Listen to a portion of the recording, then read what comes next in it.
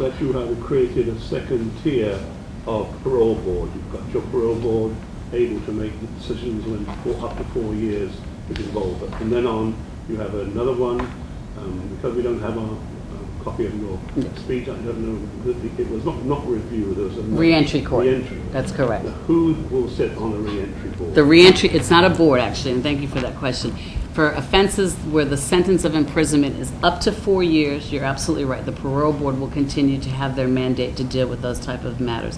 In addition, the parole board will also deal with issues concerning inmates' infractions. However, if an individual is sentenced to a term of imprisonment of 4 years or higher, the re-entry court will be the panel per se that will adjudicate on the parole and make the determination as to whether or not that person's eligible for parole. And in the first instance, it will be the sentencing judge or magistrate. And the third one, the review, does that have a membership too?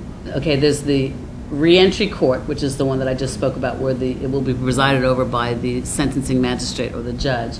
And then there is the review.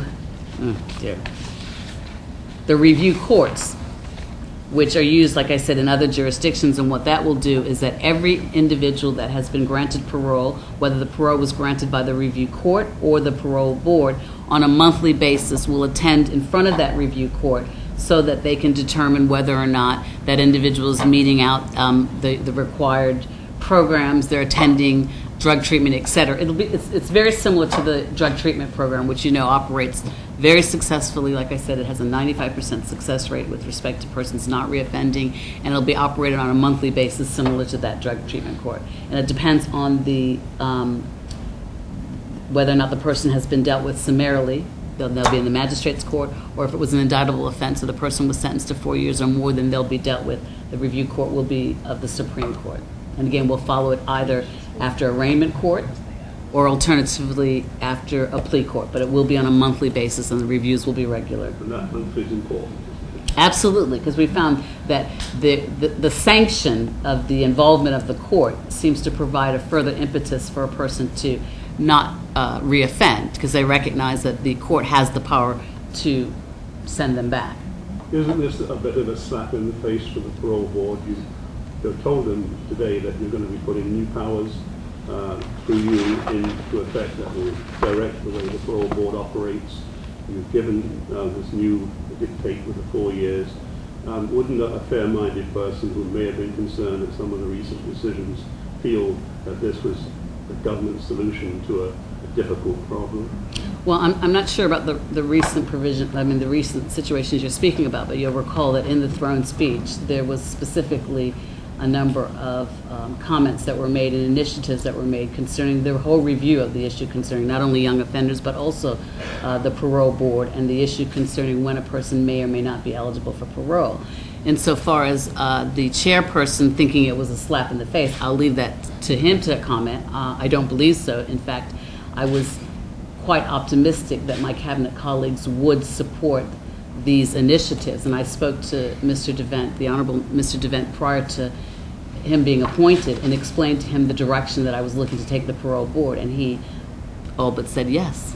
Is Mr. DeVent a new person? Yes, he is the new chairman of the parole board. As Brian just said, it is a new appointment, an appointment I'm quite pleased to have been given, and I'm in full support of the AG's initiatives.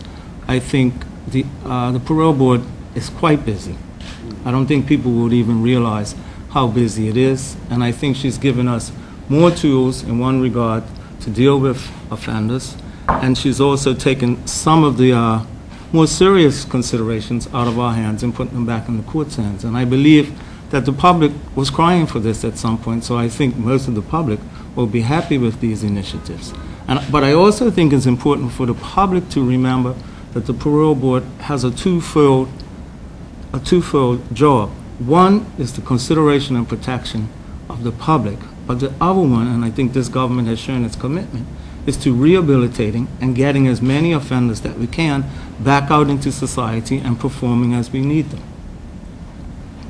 We reconvened our tripartite meetings involving the police, the Director of Court Services, the Chairman of the Parole Board, as well as Commissioner Lamb, so that we can continue to have these types of dialogues so that one side knows what the other side is doing. Minister, you're probably aware courts are extremely busy, as they are, I think, in most of the Western world, sort of creaking it seems quite a lot of the time. I mean, this is an additional burden on the courts. Will there be any more staff involved, any more judges, any more magistrates, or will we just have to try and work around it? I think you're right, Ray, recognizing that the courts in all jurisdictions have been, quite busy with respect to the enforcement and the execution of their duties. However, I'd like to indicate that not only the senior magistrate, the Honorable Archie Warner, but also the Chief Justice of Bermuda, Mr. Richard Brown, have both endorsed this particular program, because they recognize that if their involvement involves a regular monitoring, which will help to decrease the likelihood of reoffending, then they're prepared to do what they can from the judicial's point of view to assist the government in reaching its mandate with respect to reducing recidivism and the risk of reoffending.